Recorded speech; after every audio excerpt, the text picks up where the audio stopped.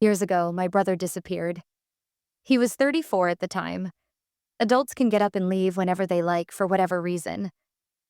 He left a simple note behind, saying he was looking for something and that he still loved his family, even though he needed to leave for a while. I've gotten 2 letters in the past 12 years from him saying he was still alive. Although deep in the back of my mind, I assumed those letters might not be from him. A knock came at the door in the middle of the night. My son slept like the dead, so it didn't wake him up. I had no idea who it might be. The idea of a certain familiar face being on the other side never even crossed my mind. Maybe my neighbors needed something? When I opened the door, I saw a man whom I almost mistook for my late father. He had the same high cheekbones and sandy brown hair. My mouth fell open, unable to form words. "Sorry it's been so long." He spoke and showed a strange smile. My hands flew to his face to see if he was really there. The brother I thought was dead had changed so much in those years he had been gone. Before, he was a bit on the chubbier side with messy, unkempt hair. Back then, you would never assume he worked as a cop and then later as a detective. Now he had the look of one, or at least one you would see on a classic detective show. He had lost the weight, professionally styled his hair, and wore a blue button-down shirt that matched his eyes. "What the hell?" I hissed. I kept my voice low and took hold of the front of his shirt, giving it a little shake. He had always been on the shorter side, so it had been easy to manhandle him. My brother raised a hand, giving my chest a playful push, trying to get the shaking to stop. I took his wrist and pushed up his shirt sleeve. He was bruised all over with new scars up and down his arm as if he had lost a few fights with a rabid animal. "What happened?" "These are recent." I said my mind was racing 1,000,000 miles per second. Was he kidnapped? Trafficked? Who hurt him? What had he been doing while he was gone? What the hell happened to my brother? "I'm fine." He lied. He took a step, and his legs faltered. I needed to support his weight and started to get him to the empty bedroom upstairs to rest. The questions could wait until he sat down. I helped him on the side of the bed, looking him over more. The first few buttons of his shirt were undone, showing he wore a few necklaces, which I thought was odd. He never would have worn jewelry before. He also pierced his ears. 2 black simple studs were on each side. I shook my head, even more confused by all of this. How did he change so much? It wasn't just his appearance. He was far calmer than before. I loved my brother, but he got annoyed really easily. "I'm sorry," he said again with his hands held tightly in front of him, clearly guilty over leaving for so many years. "Carson was worried about you, Charlie." I replied with crossed arms. I wanted to be angry, but it felt right to be able to call him by his nickname again. No matter what, I still loved him. He showed a tired smile that hurt my heart. He really did look like our father, and I was a bit jealous of how gracefully he aged. When did my short, chubby brother turn into a model? I feared his new looks were the reason why he may have been forcefully away for so many years. I wish I had a good reason. How many years was it here? I think I lost track of time. He trailed off, looking away as if trying to do a hard math problem. "What do you mean by here?" "Time works the same everywhere. It's been 12 years, and honestly, I'm just glad you're back." "I don't need a reason." I shrugged. "You're a bad liar." I smacked him upside the head. "I'm being a good brother. Of course, I want to know why you left, but I know you need time to recover." I threatened to hit him again, but he just softly laughed while holding up his hands. Normally, this sort of thing would get us into a fight. I couldn't get over how much he mellowed out. "Let me show you what I learned while I was gone." He stood up, and I didn't really care about any neat tricks he had up his sleeve. I wanted him to rest and then tell us what he was doing all these years. In that order.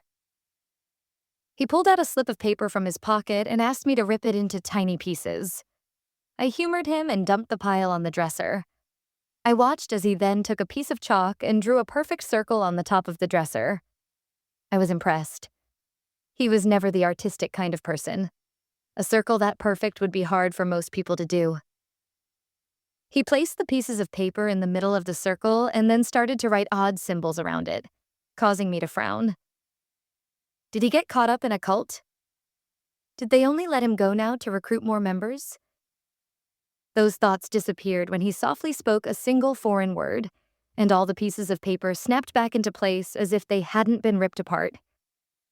He looked up, beaming, proud of the display. I wasn't sure if I should call a priest or a doctor to get my head looked at. It was special paper. It had to be, I said, shaking my head. Pick out something in the room and damage it. I'll fix it. I stared at him as if he had grown a second head. Was this some sort of scam? So far, he hadn't asked for money. A framed family photo sat next to the lamp on the dresser. I had long since scanned it as a backup, but the physical photo of our parents was important to me.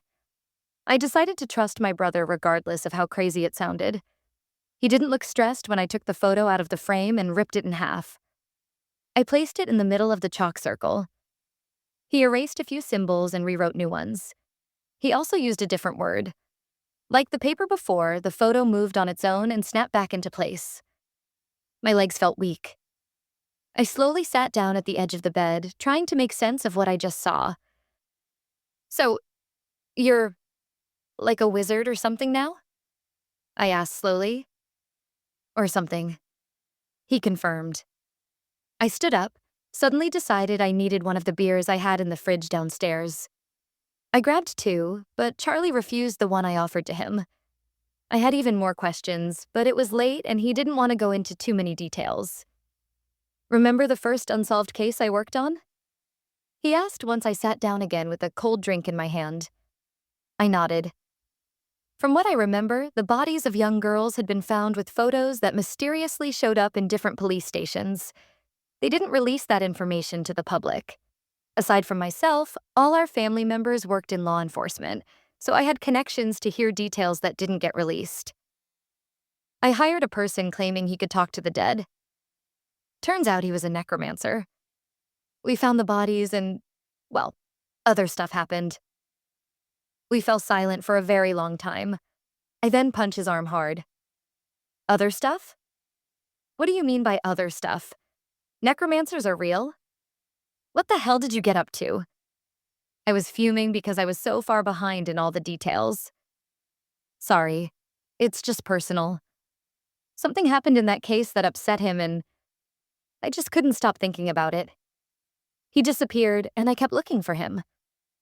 By chance, I met the one who made him into what he was and decided to learn magic from him. Fee wanted to turn me into a necromancer too, but it turns out I'm really not suited to it. He said casually, as if any of this made sense to me. It felt like I was missing out on a lot of details. Or I might even never fully understand, even if he tried to explain it to me. Okay, so magic was real as well as necromancers. I thought my head might explode if I heard anything else too weird that night. Where did you go? You talked about it like you were on a different planet or something. Are these necromancers aliens? At this point, aliens may not be that unreasonable. At first, he shook his head, then stopped to think. Not from space. You know about the whole multiverse theory, right? Charlie glanced at me, hopeful. I stood up, walked across the room, and closed the door behind me. I needed to pace around the house, gathering my thoughts for a full 10 minutes before I went back into the room with him. It looked like he might have fallen asleep sitting up, and I woke him by opening the door. Okay, I think I'm good, I stated. You're a bad liar. I watched as different emotions came across his face in the dark room. A realization hit him like a truck. My brother had always been stupid when it came to certain things. I would have hoped he wouldn't be dense enough to be aware of his feelings for a person he had disappeared from his family to chase after. Slowly, I watched as his face started to grow a bright shade of red as he raised his hands, trying to hide his shame. I'm so stupid, he muttered to himself. I've never seen my brother have any romantic feelings towards anyone, male or female. I'd always assumed he would die alone, dedicated to his work of helping others. I wasn't sure if I should be happy. He finally found someone, even if that took him away from his family. Even if it didn't work out between them, he was able to learn magic, so that was something. Yes, you are. But I'm glad you're back, I told him. He smiled and appeared so damn tired it hurt my chest. How about you rest up for the night? We'll figure out what to tell Carson in the morning. I'm sure he'll be happy to see you, but I don't know if we should let him in on all this magic stuff. He'll go crazy over it. Too crazy, my son had taken after his now estranged uncle in a few ways. Carson was more interested in books and TV shows than going out and dating. His nerdy obsessions would be cranked up so high that he would focus so much on what his uncle had been doing instead of anything productive. Sorry to barge in like this. And thank you for letting me crash. It'll be nice to see how much Carson has grown since I last saw him. Charlie said as his head started to nod off from sheer exhaustion. Not much. We're all doomed height-wise, it seems. That's a shame. He really wanted to keep talking, but his body wouldn't let him. I helped him into the spare bed, seeing flashes of bruises on his exposed skin when his sleeves shifted. What on earth had my brother been through? We would talk about it in the morning. I waited this long. A few more hours won't kill me. He fell asleep right away. I left the room, uncertain of how I was feeling. It felt a bit odd that I accepted everything he told me so quickly. Logically, I should have doubted the crazy story a little more. If it came from anyone else, I would have. Noise came from down the hall. Carson had woken up and just finished using the washroom. He shuffled back to his room, eyes barely open. As I walked by his door, I heard his tired voice call out. Why are you awake? He asked.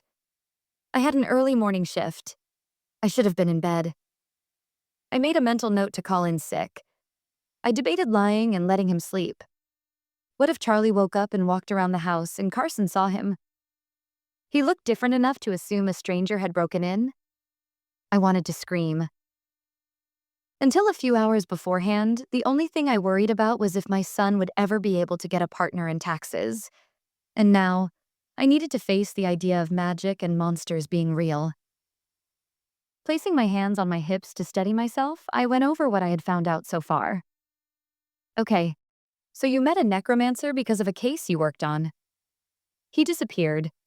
You tried to find him and got caught up in all this magic stuff. Since you weren't in the same universe as us, you lost track of time and all that. Am I missing anything? I asked, and he shook his head. Charlie. I let out a long sigh. This was hard to swallow, but better than the idea that he was kidnapped and sold into some kind of slavery. He thought the pause between us meant something else. Glancing up at him, I saw how guilty he looked and so damn tired.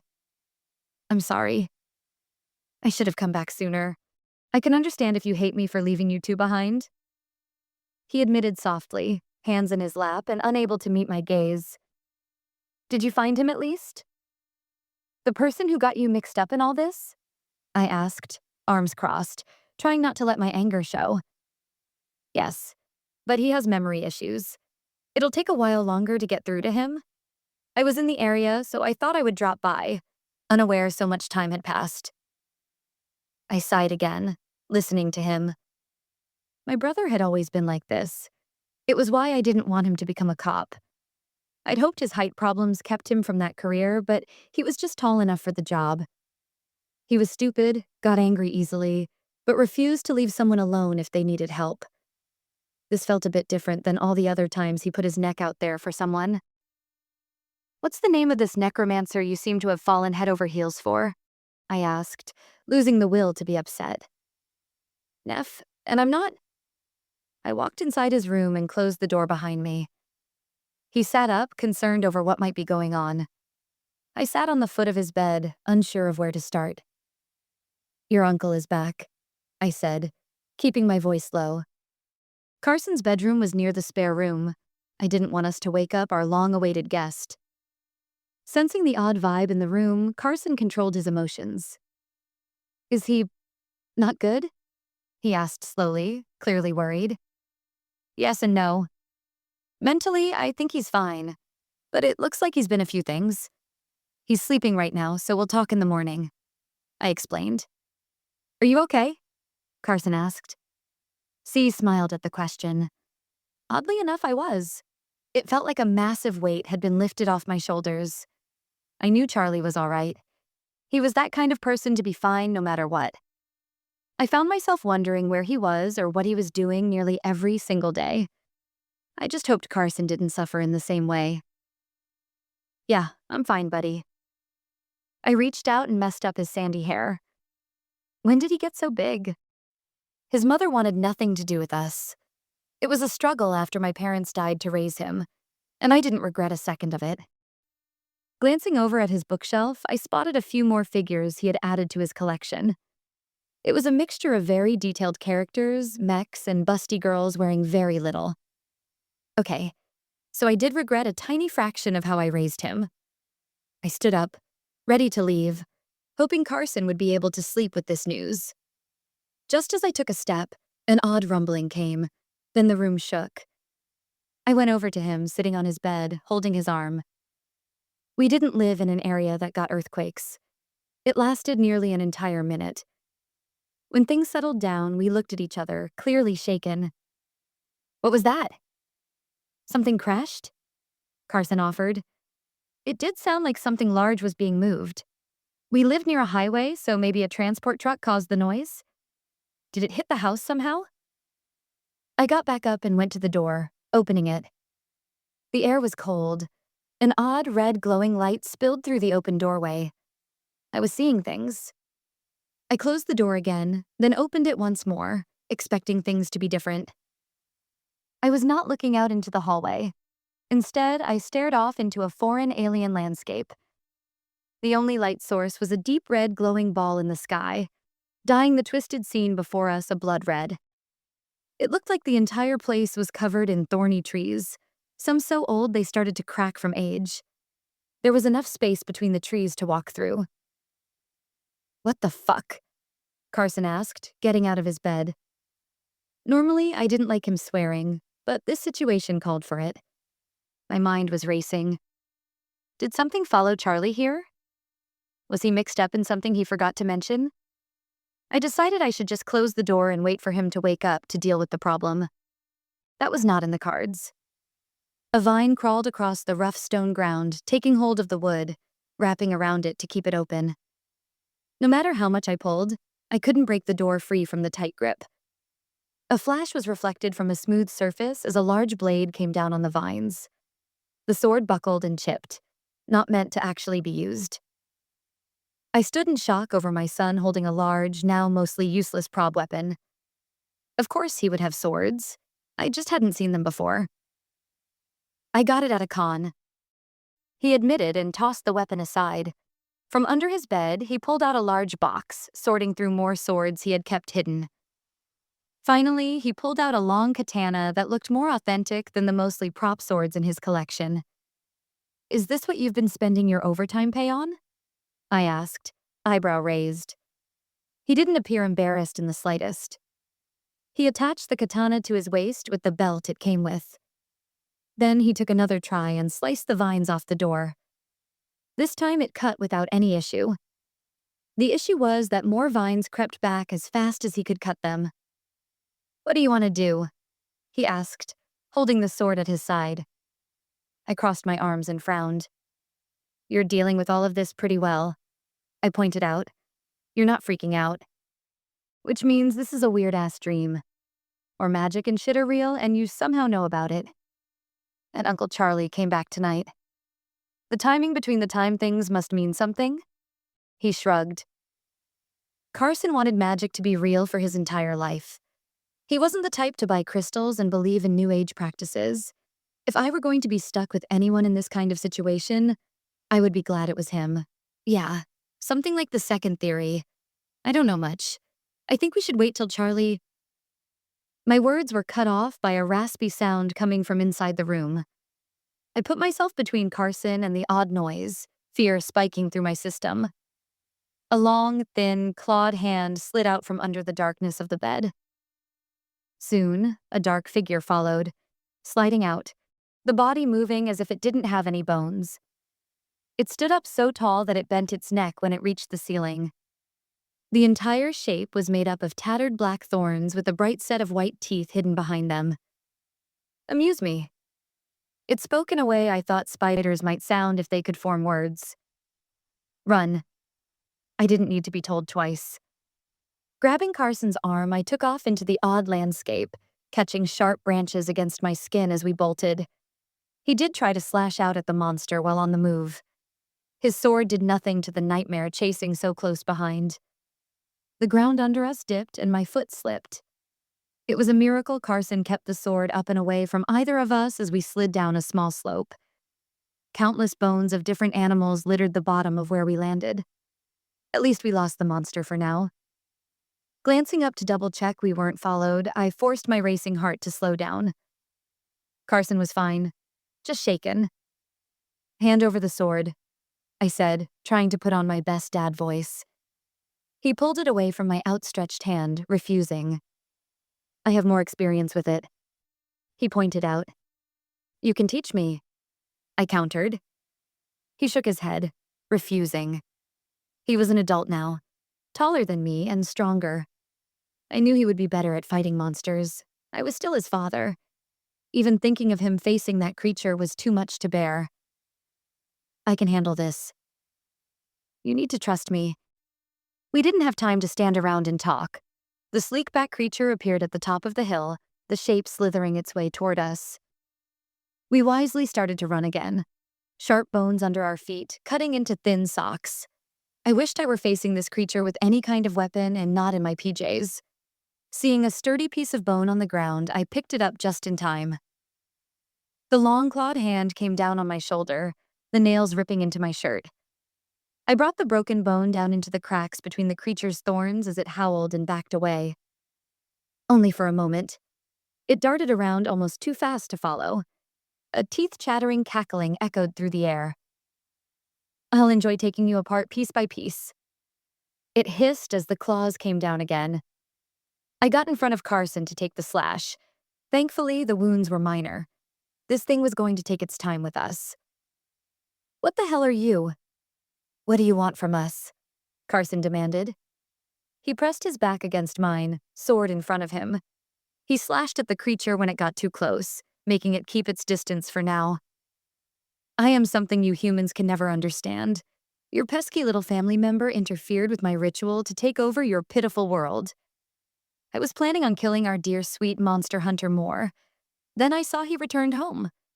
I would rather see his face of despair knowing his actions caused your slow deaths before I slaughter him. My stomach sank. We were facing a monster of nightmares we couldn't handle. If what it said was true, I doubted a sword my son bought off eBay could protect us for long. This thing was just playing with us. Carson, however, was too wrapped up in the moment to be as scared as he should have been.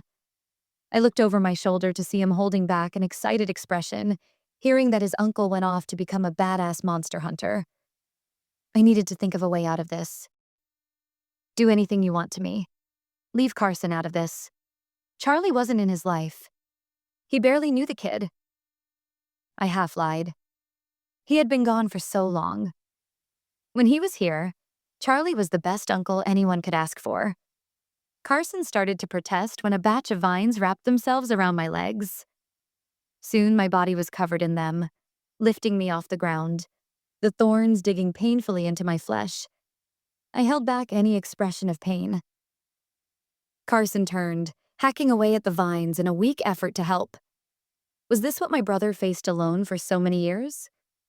No matter how much I struggled, I was powerless against the vines slowly tightening around each limb. The creature rose up, a tangled mess that made up its face inches away from mine. It started to open, revealing what looked to be a bottomless pit of thorns and darkness. I was scared of death. Everyone is. But this fear was different. What I faced went beyond death. I don't think I would even die normally if this creature devoured me. Even face to face with such horrors, I was more afraid of my son going through the same fate.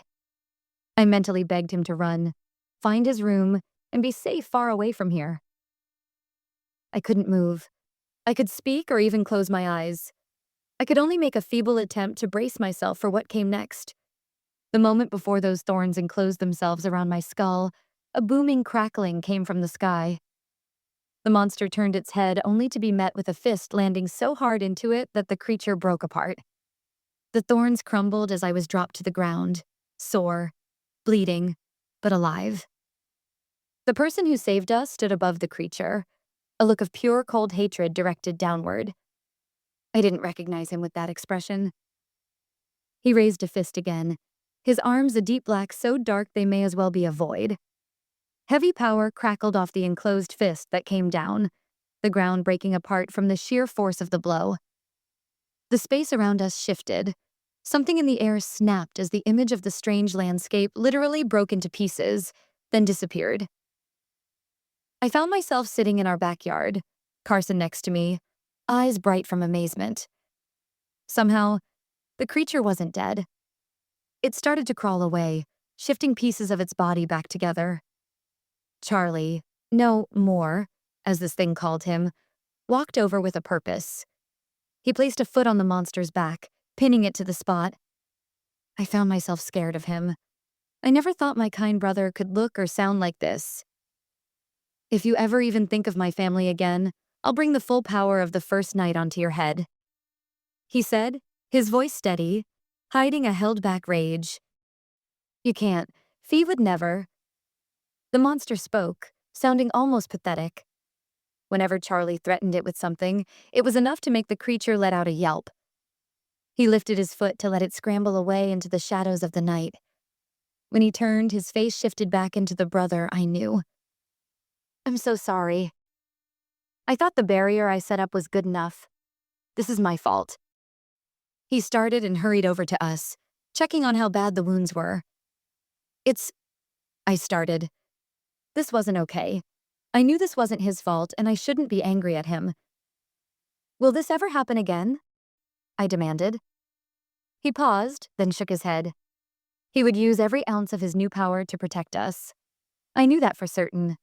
And from the sounds of things, he had a lot of it to throw around. Val, can you help my brother? He's cut up, Charlie said, and I followed his eyeline. I'm man enough to admit I screamed when I saw a massive wolf standing on two legs suddenly behind me. I went in front of Carson, protecting him, my stupid son peeking over my shoulder to get a better look. The beast had dark fur and what looked like a covering over its face with a single eye painted on the white fabric. After I finished screaming, the wolf disappeared as if it had never been there. He's shy, Charlie said. Okay, sure, whatever. A shy werewolf. After what I'd seen tonight, I could handle that. After we all got settled down, Charlie reintroduced us to his wolf friend. As scary as Valak looked, he was kind and soft-spoken. His tribe focused on making medical spells and treatments. He offered me a lotion that mostly healed the cuts I'd gotten that night. After that was sorted, we let Carson mostly speak to the wolf with stars in his eyes. Again, I'm sorry. I was tired and didn't protect the house properly, Charlie said as he leaned against the house. The sun was starting to rise. He looked better than when I saw him last. The short nap did him a world of good. Why didn't you kill that thing? You could have, I pointed out, watching the sky change colors. I made an example out of it. I don't think a lot of monsters will mess with you after it sees how badly I took that thing apart. He answered back almost coldly. He had changed since he was gone. It was hard to accept. My little short-tempered, stupid brother turned into a person I no longer knew. I took a deep breath, collecting my thoughts. I still loved him. I always would. The guy you're chasing better be like really, really hot, I said, smiling at him. He raised a hand, shaking it with a very non-committal answer. Well, at least he would within Charlie's league. Hey kiddo, I need to go. Wrap up with Val in a few minutes. That got a whine from Carson. He had so much more he wanted to talk about. Even with his face mostly covered, I could tell the wolf was exhausted from the conversation. His large body shifted into one that was more wolf-like instead of a wolf standing on two legs. Charlie easily climbed onto his back as if it were natural. I promise I'll stay in touch, he said, petting the dark fur of his ride. You gotta. I have so many questions. Come by more often, too. I'll help fight off any monsters that mess with us. Oh, and bring a Mothman next time. Carson chattered on. Charlie raised an eyebrow but nodded, agreeing to those conditions.